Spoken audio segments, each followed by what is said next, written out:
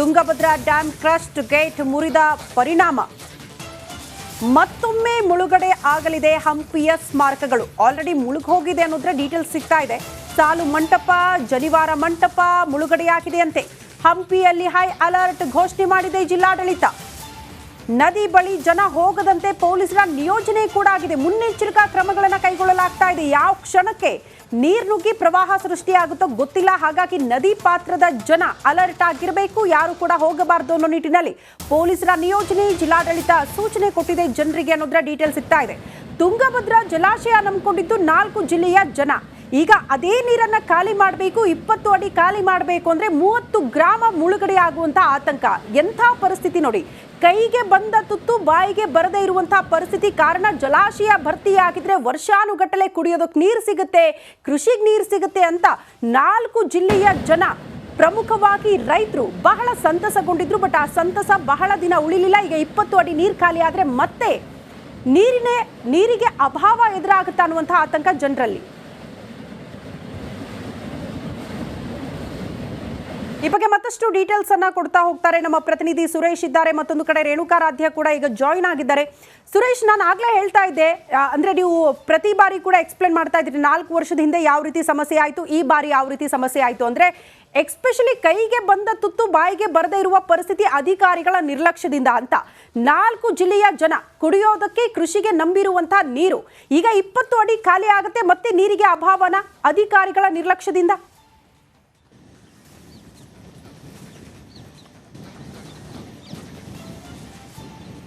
ತುಂಗಭದ್ರಾ ಜಲಾಶಯಕ್ಕೆ ವಿಜಯನಗರ, ಬಳ್ಳಾರಿ, ಕೊಪ್ಪಳ, ರಾಯಚೂರು ಸೇರಿದಂತೆ ಆಂಧ್ರ, ತೆಲಂಗಾಣದ ಕೆಲವು ಜಿಲ್ಲೆಗಳು, ಒಟ್ಟು 3 ರಾಜ್ಯ 8 ಜಿಲ್ಲೆಯ ಜನ ಏನು ರೈತರು ಜೀವನಾಡಿಯಾಗಿರ್ತಕ್ಕಂತಹ ಈ ತುಂಗಭದ್ರಾ ಜಲಾಶಯದ ಈ ವರ್ಷದ ಬೆಳೆಗಳಿಗೆ ಈ ಟಿಬಿ ಬೋರ್ಡ್ ಅಧಿಕಾರಿಗಳು ಕೊಳ್ಳಿ ಇಟ್ಟಿದ್ದಾರೆ ಅಂತಾನೆ ಹೇಳ್ಬೋದು. ಯಾಕೆ ಅಂತ ಹೇಳಿ ಹೇಳೋದಾದ್ರೆ, ತುಂಗಭದ್ರಾ ಜಲಾಶಯಕ್ಕೆ ನೀರು ಬರ್ತದೆ, ಸಂಪೂರ್ಣವಾಗಿ ಭರ್ತಿ ಆಗ್ತದೆ ಅಂತ ಹೇಳಿ ಸಾವಿರಾರು ಗಟ್ಟಲೆ ಜನ ಪೂಜೆ ಮಾಡಿರ್ತಕ್ಕಂಥ ಇತಿಹಾಸ ಇದೆ. ಸಾವಿರಾರು ಲಕ್ಷಾಂತರ ರೈತರು ಹರಕೆ ಹೊತ್ತಿರ್ತಕ್ಕಂಥ ಇತಿಹಾಸ ಇದೆ. ಹಲವಾರು ಬಾರಿ ಪೂಜೆ ಮಾಡಿರ್ತಕ್ಕಂಥ ಇತಿಹಾಸ ಇದೆ.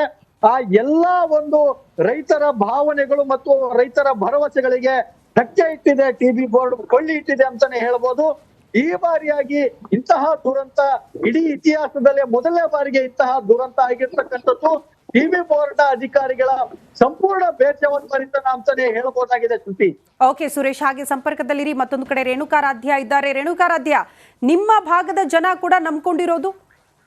ಓಕೆ, ವಾಪಸ್ ಬರ್ತೀನಿ ರೇಣುಕಾರಾಧ್ಯ, ಹಾಗೆ ಸಂಪರ್ಕದಲ್ಲೇ ಇರಿ. ಮತ್ತೊಂದು ಅಪ್ಡೇಟ್ ಲಭ್ಯವಾಗ್ತಾ ಇದೆ. ಸಹಜವಾಗಿ ಸಾಕಷ್ಟು ಬೆಳವಣಿಗೆಗಳಾಗ್ತಾ ಇದೆ. ತುಂಗಭದ್ರಾ ಜಲಾಶಯದ ಕ್ರಸ್ಟ್ ಗೇಟ್ನ ಚೈನ್ ಲಿಂಕ್ ಕಟ್ ಆಗಿರೋದ್ರಿಂದ ಆತಂಕದ ವಾತಾವರಣ ಒಂದ್ ಕಡೆ, ಮತ್ತೊಂದು ಕಡೆ ಜನ ಎಷ್ಟೆಲ್ಲ ಆಸೆ ಪಟ್ಟಿದ್ರು, ಜಲಾಶಯ ಭರ್ತಿ ಆಯ್ತು, ನೀರಿಗೆ ಸಮಸ್ಯೆ ಇರಲ್ಲ, ಕೃಷಿಗೆ ಕುಡಿಯೋದಕ್ಕೆಲ್ಲ ನೀರಿರುತ್ತೆ ಅಂತ. ಬಟ್ ಈಗ ಆ ಸಂತಸ ಕೂಡ ದೂರ ಆಗ್ತಾ ಇದೆ. ಟಿಬಿ ಡ್ಯಾಂನಿಂದ ನದಿಗೆ ಅಪಾರ ಪ್ರಮಾಣದ ನೀರು.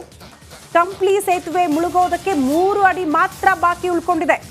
ಮುಂಜಾಗ್ರತಾ ಕ್ರಮವಾಗಿ ಸೇತುವೆಯ ಮೇಲೆ ಸಂಚಾರವನ್ನ ಬಂದ್ ಮಾಡಲಾಗಿದೆ ಅನ್ನೋದ್ರ ಡೀಟೇಲ್ ಸಿಗ್ತಾ ಇದೆ. ನದಿಗೆ ಇಳಿಯದಂತೆ ಜಿಲ್ಲಾಡಳಿತ ಸೂಚನೆ ಕೊಟ್ಟಿದೆ ಅನ್ನೋದ್ರ ಡೀಟೇಲ್ ಸಿಗ್ತಾ ಇದೆ. ಮತ್ತೆ ಮುಳುಗುವ ಭೀತಿಯಲ್ಲಿ ಕಂಪ್ಲಿ ಸೇತುವೆ. ಟಿಬಿ ಡ್ಯಾಂನಿಂದ ನದಿಗೆ ಅಪಾರ ಪ್ರಮಾಣದ ನೀರು, ಸರಿಸುಮಾರು 20 ಅಡಿ ಖಾಲಿ ಮಾಡಬೇಕು ಅಂದ್ರೆ 1 ಲಕ್ಷಕ್ಕೂ ಹೆಚ್ಚು ನೀರು, 1 ಲಕ್ಷಕ್ಕೂ ಹೆಚ್ಚು ನೀರನ್ನ, ಆ ಕ್ಯೂಸೆಕ್ ನೀರನ್ನ ಆಚೆ ಬಿಡಬೇಕಾದಂಥ ಅನಿವಾರ್ಯತೆ. ಅದು ನದಿಗೆ ಹೋದ್ರೆ ನದಿ ಪಾತ್ರದ ಜನರಲ್ಲಿ ಆತಂಕ. ಒಂದು ಕಡೆ ಸೇತುವೆ ಮುಳುಗಡೆ, ಮತ್ತೊಂದು ಕಡೆ 30 ಗ್ರಾಮಗಳಿಗೂ ಹೆಚ್ಚು ನೀರು ನುಗ್ಗುವಂಥ ಆತಂಕ ಇದೆಯಂತೆ. ಈ ಬಗ್ಗೆ ಮತ್ತಷ್ಟು ಡೀಟೇಲ್ಸ್ ಅನ್ನ ಕೊಡ್ತಾ ಹೋಗ್ತಾರೆ ನಮ್ಮ ಪ್ರತಿನಿಧಿ ರೇಣುಕಾರಾಧ್ಯ, ನೇರ ಸಂಪರ್ಕದಲ್ಲಿ ಜಾಯಿನ್ ಆಗ್ತಿದ್ದಾರೆ. ರೇಣುಕಾರಾಧ್ಯ, ನಿಮ್ಮ ಜಿಲ್ಲೆಯ ಜನ ಕೂಡ ನಂಬಿಕೊಂಡಿರುವಂತಹ ತುಂಗಭದ್ರಾ ಜಲಾಶಯ ಈಗ ಚೈನ್ ಲಿಂಕ್ ಕಟ್ ಆಗಿರೋದ್ರಿಂದ ನೀರು ಕಡಿಮೆ ಆಗಲೇಬೇಕು, ಅದನ್ನ ಖಾಲಿ ಮಾಡಲೇಬೇಕಾದಂತಹ ಅನಿವಾರ್ಯತೆ. ಯಾವ ರೀತಿ ಪರಿಸ್ಥಿತಿ ಕಾಣಿಸ್ತಾ ಇದೆ, ಜನರ ಆಕ್ರೋಶ, ಆ ಸಂತಸ ಬಹಳ ದಿನ ಉಳಿಲಿಲ್ಲ ಅನ್ನುವಂಥ ವಿಚಾರಗಳು ಗೊತ್ತಾಗ್ತಾ ಇದೆ.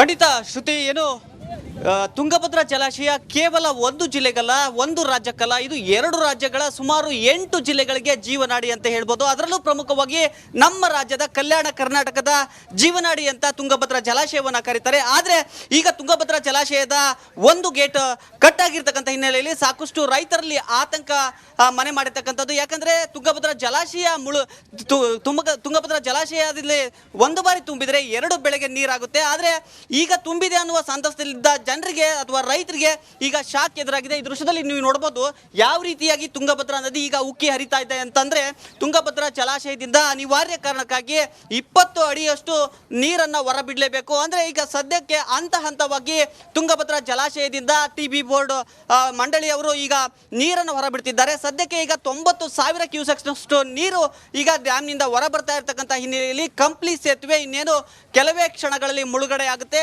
3 ಅಡಿ ಮಾತ್ರ ಬಾಕಿ ಇರತಕ್ಕಂಥದ್ದು. ಶ್ರುತಿ, ಈ ದೃಶ್ಯದಲ್ಲಿ ನಾನು ನಿಮಗೆ ಪ್ರಮುಖವಾಗಿ ತೋರಿಸ್ತಾ ಹೋಗ್ತೀನಿ. ಈ ದೃಶ್ಯದಲ್ಲಿ ನೋಡಿ ಯಾವ ರೀತಿಯಾಗಿ ಸೇತುವೆ ಕಳೆದ ಬಾರಿ 1,70,000 ಕ್ಯೂಸೆಕ್ಸ್ ನೀರು ಬಂದಾಗ ಮುರಿದು ಹೋಗಿತ್ತು. ಈಗ 2 ಲಕ್ಷಕ್ಕೂ ಹೆಚ್ಚು ಕ್ಯೂಸೆಕ್ಸ್ ನೀರನ್ನ ಬಿಡೋದಕ್ಕೆ ತುಂಗಭದ್ರಾ ಮಂಡಳಿ ಸಜ್ಜಾಗ್ತಾ ಇರತಕ್ಕಂಥದ್ದು. ಹಂತವಾಗಿ ನೀರಿನ ಪ್ರಮಾಣವನ್ನು ಹೆಚ್ಚು ಮಾಡುತ್ತೆ. ಒಂದು ವೇಳೆ 2 ಲಕ್ಷ ಕ್ಯೂಸೆಕ್ಸ್ಗೂ ಹೆಚ್ಚಿನ ಪ್ರಮಾಣದ ನೀರನ್ನು ಬಿಟ್ಟರೆ ಬಳ್ಳಾರಿ ಸೇರಿದಂತೆ ಬಳ್ಳಾರಿ, ವಿಜಯನಗರ, ಕೊಪ್ಪಳ ಜೊತೆಗೆ ರಾಯಚೂರು 4 ಜಿಲ್ಲೆಗಳಲ್ಲಿ ಸಾಕಷ್ಟು ಪ್ರವಾಹ ಉಂಟಾಗುತ್ತೆ. ಸುಮಾರು 1,00,000 ಹೆಕ್ಟರ್ಗೂ ಹೆಚ್ಚು ಪ್ರದೇಶದಲ್ಲಿ ಹಾನಿಗೆ ಒಳಗಾಗ್ತಕ್ಕಂಥ ರೈತರು ಸಂಕಷ್ಟವನ್ನು ಅನುಭವಿಸ್ತಾರೆ. ಜೊತೆಗೆ 10ಕ್ಕೂ ಹೆಚ್ಚು ಬ್ರಿಡ್ಜ್ಗಳು ಮುಳುಗಡೆ ಆಗ್ತವೆ. ಅದಲ್ಲದೆ ಈಗಾಗಲೇ ಜಿಲ್ಲಾಡಳಿತ ಅಂದರೆ ಬಳ್ಳಾರಿ ಜಿಲ್ಲಾಡಳಿತ ಆಗಿರ್ಬೋದು, ವಿಜಯನಗರ ಜಿಲ್ಲಾಡಳಿತ ಮತ್ತು ಕೊಪ್ಪಳ, ರಾಯಚೂರು ಜಿಲ್ಲಾಡಳಿತ ಈಗಾಗಲೇ ಜನರಿಗೆ ಒಂದು ಕಟ್ಟುನಿಟ್ಟಿನ ಸೂಚನೆಯನ್ನು ಕೊಟ್ಟಿರ್ತಕ್ಕಂಥದ್ದು. ಯಾವುದೇ ಕಾರಣಕ್ಕೂ ಯಾರು ಕೂಡ ನದಿಗೆ ಇಳಿಬಾರ್ದು, ಜೊತೆಗೆ ಯಾರು ಕೂಡ ನದಿಯಲ್ಲಿ ಅಥವಾ ಸೇತುವೆ ಮೇಲೆ ಹೋಗಬಾರ್ದು ಅನ್ನೋ ನಿಟ್ಟಿನಲ್ಲಿ ಈಗಾಗಲೇ ಸೂಚನೆಯನ್ನು ಕೊಟ್ಟಿರ್ತಕ್ಕಂಥದ್ದು. ಹೈ ಅಲರ್ಟ್ ಅನ್ನು ಘೋಷಣೆ ಮಾಡಿರ್ತಕ್ಕಂಥದ್ದು. ಇನ್ನೊಂದು ದೃಶ್ಯದಲ್ಲಿ ನಾನು ನಿಮ್ಗೆ ತೋರಿಸ್ತಾ ಹೋಗ್ತೀನಿ. ಈಗಾಗಲೇ ಕಂಪ್ಲಿ ಸೇತುವೆ ಮೇಲೆ ಯಾರು ಕೂಡ ಓಡಾಡಬಾರ್ದು ಅನ್ನುವ ನಿಟ್ಟಿನಲ್ಲಿ ಸಂಪೂರ್ಣವಾಗಿ ಸಂಚಾರವನ್ನು ಬಂದ್ ಮಾಡಲಾಗಿದೆ. ಇದು ಈ ಬಾರಿ 2ನೇ ಬಾರಿ ಆಗಿರ್ತಕ್ಕಂಥದ್ದು. ಯಾಕಂದ್ರೆ ಪ್ರತಿ ಬಾರಿ ತುಂಗಭದ್ರಾ ಜಲಾಶಯದಿಂದ ನೀರನ್ನು ಬಿಟ್ಟಾಗ ಕಂಪ್ಲಿ ಸೇತುವೆ ಮುಳುಗಡೆ ಆಗುತ್ತೆ. ಆದರೆ ಈ ಬಾರಿ ಮತ್ತೊಮ್ಮೆ ಮುಳುಗಡೆ ಆಗ್ತಾ ಇರ್ತಕ್ಕಂಥದ್ದು ನಿಜಕ್ಕೂ ದುರಂತ. ಇಲ್ಲಿ ಈ ಸೇತುವೆ ಮೇಲೆ ಇರ್ತಕ್ಕಂಥ ಕುರುಹುಗಳನ್ನ ನೋಡಿದ್ರೆ ಗೊತ್ತಾಗುತ್ತೆ ತುಂಗಭದ್ರಾ ಜಲಾಶಯದ ನೀರಿನ ಹರಿವು ಯಾವ ಪ್ರಮಾಣದಲ್ಲಿ ಇರುತ್ತೆ ಅನ್ನೋದು. ಇದು ಆರಂಭ ಮಾತ್ರ. ಇನ್ನು ಕೆಲವೇ ಕ್ಷಣಗಳಲ್ಲಿ ತುಂಗಭದ್ರಾ ಬೋರ್ಡ್ ಸಾಕಷ್ಟು ನೀರನ್ನ ಬಿಟ್ಟರೆ ಇವೆಲ್ಲವೂ ಕೂಡ ಕೊಚ್ಕೊಂಡು ಹೋಗ್ತಕ್ಕಂಥ ಸಾಧ್ಯತೆ ಇರತಕ್ಕಂಥದ್ದು. ಇನ್ನೊಂದು ಕಡೆಗೆ ಈಗಾಗಲೇ ಕಂಪ್ಲಿ ಸೇತುವೆ ಬಿರುಕು ಬಿಟ್ಟಿದೆ ಸಂಪೂರ್ಣವಾಗಿ. ಇದು ಕೂಡ ಅಂದರೆ 2.5 ಲಕ್ಷಕ್ಕಿಂತ ಹೆಚ್ಚು ನೀರು ಬಿಟ್ಟರೆ ಸೇತುವೆಯಲ್ಲಿ ಕೊಚ್ಚೋಗುತ್ತಾ ಅನ್ನುವ ಆತಂಕದಲ್ಲಿ ಸ್ಥಳೀಯರಿರ್ತಕ್ಕಂಥದ್ದು. ನನ್ನ ಜೊತೆಗೆ ಒಂದಷ್ಟು ಸ್ಥಳೀಯರಿದ್ದಾರೆ, ಅವ್ರು ಮಾತನಾಡ್ತೀನಿ, ಏನು ಹೇಳ್ತಾರೆ ಅಂತ ಕೇಳೋಣ. ಸರ್, ಏನು ಹೇಳ್ತೀರಾ? ಇದು 2ನೇ ಬಾರಿ ಮುಳುಗ್ತಾ ಇದೆ, ಏನು ಹೇಳ್ತೀರಾ ಸೇತುವೆ? ಸರ್, ಇದು 2ನೇ ಬಾರಿ ಮುಳುಗಿದ್ದಲ್ಲ, ಇದು ಪ್ರತಿ ವರ್ಷ ಮುಳುಗಾಕತೈತೆ. ಇಲ್ಲಿ ಜನಕ್ಕೆ ಭಯಂಕರ ತೊಂದರೆ ಇದೆ. ಆಮೇಲೆ ಈಗ 2 ಲಕ್ಷ ಚಿಲ್ಡ್ರ ನೀರು ಬಿಟ್ಟರೆ ಮನೆಗಳದಾಗ ನೀರು ಒಕ್ಕಂತವ. ನೀರು ಒಕ್ಕಂದ್ಮೇಲೆ ಆಮೇಲೆ ಜನಗಳು ಪರಿಸ್ಥಿತಿ ಕೆಟ್ಟದ್ದು ಬರ್ತೈತೆ. ಆಮೇಲೆ ಹೊಲದಾಗ ನೀರು ಒಕ್ಕಂತವ. ಹೊಲದಾಗ ನೀರು ಒಕ್ಕಂದ್ಮೇಲೆ ಈಗ ಹೊಲಗಳು ಎಲ್ಲವೂ ಲಾಸ್ ಹಾಕತ್ತವ. ಇದಕ್ಕೆ ಅಧಿಕಾರಿಗಳು ಯಾವುದು ಇದು ತಗೊಂತ ಇಲ್ಲ. ಸರ್, ಈಗ ಏನು ಹೇಳ್ತೀರಾ? ಒಂದು ಕಡೆಗೆ ಡ್ಯಾಮ್ಸ್ ತುಂಬಿದೆ ಅಂತ ಖುಷಿಯಲ್ಲಿದ್ದರೆ ಈಗ ಒಂದು ರೀತಿ ಶಾಕ್ ಆಗಿದೆ. ಈಗೆಲ್ಲ ನಿಮ್ಮ ಭಾಗಕ್ಕೂ ನೀರು ಬರ್ತಾ ಇದೆ, ಏನು ಹೇಳ್ತೀರಾ? ಸರ್, ಹೋದ ಸಲ 2 ಬೆಳೆನೂ ನಮಗೆ ಬಂದಿಲ್ಲ. ಹೋದ ಸಲ 1 ಬೆಳೆ ಕೊಡೋದ್ರಾಗ ಭಾಳ ಕಷ್ಟ ಆಗಿತ್ತು. ಈ ಸಲ ಡ್ಯಾಮ್ ತುಂಬಿದೆ, ಚೆನ್ನಾಗಾಗುತ್ತೆ ಅನ್ನೋದ್ರಾಗ ನೀರೆಲ್ಲ ಪೋಲಾಗ್ತಾ ಇದೆ. ಈ 1 ಬೆಳೆ ಕೂಡ ಬರೋದು ಕೂಡ ಡೌಟ್ ಇದೆ ಸರ್. ಆಮ್ಯಾಗ ಬ್ರಿಡ್ಜ್ ಕೂಡ ಪೂರಾ ಕೆಟ್ಟೋಗ್ಬಿಡುತ್ತೆ ಸರ್. ಯಾವ ಅಧಿಕಾರಿಗಳು ಮೂಡ ಗೀಡ ಬಗ್ಗೆ ಮಾತಾಡೋ ಬದಲು ನಮ್ಮ 4 ಜಿಲ್ಲಾ ರಾಜಕಾರಣಿಗಳು ಅದಾರಲ್ಲ ಸರ್, ಪಾದಯಾತ್ರೆ ವಿಧಾನಸೌಧ ಪಾದಯಾತ್ರೆ ಮಾಡಲಿ ಬ್ರಿಡ್ಜಿಗೋಸ್ಕರ. ಇಲ್ಲಿ ಶಾಲಾ ಮಕ್ಕಳಿಗೆ, ಕಾಲೇಜ್ನವರಿಗೆ, ಹಾಸ್ಪಿಟ್ಲಿಗೆ ಹೋಗಕ್ಕೆ ಭಾಳ ತ್ರಾಸಾಗಿದೆ. ದಿನನಿತ್ಯ ಕೂಲಿಕಾರರಿಗೆ ಎಲ್ಲರಿಗೂ ತೊಂದರೆ ಆಗ್ತದೆ ಸರ್. ಹೋಗ್ಬೇಕಂದ್ರೆ 30 ಕಿಲೋಮೀಟರ್ ಆ ಕಡೆಯಿಂದ ಹೋಗ್ಬೇಕು. ಜನರೆಲ್ಲ ಸ್ಥಳಾಂತರ ಮಾಡಿದ್ದಾರೆ, ಈ ಸ್ಥಳಾಂತರ ಮಾಡ್ತಾರೆ ಸರ್. ಈಗ ಜಾಸ್ತಿ ಆದಂದ್ರೆ ಗಂಜಿ ಕೇಂದ್ರ ಮಾಡಿ ಕಂಪ್ಲೇಂಟ್ ಮಾಡ್ತಾರೆ ಸರ್. ಇನ್ನು ಈ ಸಲ ಇನ್ನು ಆ ಥರ ಆಗಿಲ್ಲ ಸರ್. ಈ ಸಲ ಇನ್ನು ಇದು ಇನ್ಫ್ಲೋ ಎಷ್ಟು ಬರ್ತಾ ನೋಡ್ಕೊಂಡು ಗಂಜಿ ಕೇಂದ್ರ ಸ್ಟಾರ್ಟ್ ಮಾಡ್ಬೋದು ಸರ್.